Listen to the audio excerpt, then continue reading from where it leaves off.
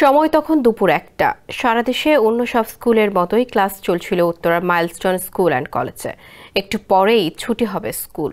শিক্ষার্থীরা যার যার বাসায় ফিরে যাবে, কিন্তু শিক্ষক শিক্ষার্থীরা কিছু বুঝে ওঠার আগেই বাংলাদেশ বিমান বাহিনীর একটি বিমান বিধ্বস্ত হয় স্কুলটিতে, যার ফলে নিহত ১৯ জন এবং আহত হয় আরও অনেকে। মর্মান্তিক সেই বিমান দুর্ঘটনার বর্ণনা দিয়েছেন মাইলস্টোন কলেজের শিক্ষক রেজাউল ইসলাম। তিনি জানান, ছুটির আগ মুহূর্ত বা ছুটি হবে এমন সময় দুর্ঘটনাটি ঘটে। দুপুরে ১টার পর একটা প্রশিক্ষণ যুদ্ধ বিমান সরাসরি বিল্ডিংয়ের ওপর পড়ে যায়, যেটা জুনিয়র সেকশনের বিল্ডিং ছিল। নার্সারি 1, 2, 3 এসব ক্লাস চলে ওই বিল্ডিংয়ের গেটে একেবারে গর্ত হয়ে আগুন ধরে যায়। এদিকে বিমান বিধ্বস্তের বেশ কিছু ভিডিও সামাজিক যোগাযোগ মাধ্যমে ছড়িয়ে পড়েছে। ভিডিওতে দেখা যায় স্কুলের বাগান সংলগ্ন একটি ভবনের নিচতলায় বিমানের ইঞ্জিনে আগুন চলছে।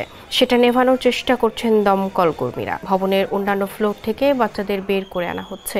এই রিপোর্ট লেখা পর্যন্ত ফায়ার সার্ভিস ও সেনাবাহিনীর সদস্যরা উদ্ধার কাজ করছেন। এই ঘটনায় এখন পর্যন্ত ১৯ জনের প্রাণহানির ঘটনা ঘটেছে বলে জানা গেছে।